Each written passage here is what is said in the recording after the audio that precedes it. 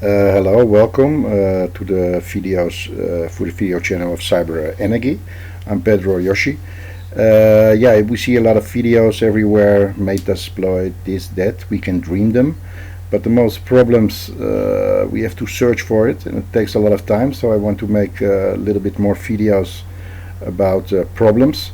So one of my problem what I had with the new image of Kali Linux, the 220.3, that doesn't open. Look, when I do normal start, it drops back, failed to open the session. So it took me like 30 minutes to find out this problem, and I will give you this fix now. You just open it, go to settings, go to USB, and on default it's standing USB 2.0. You have to put it to USB 1.1. And let's try it again.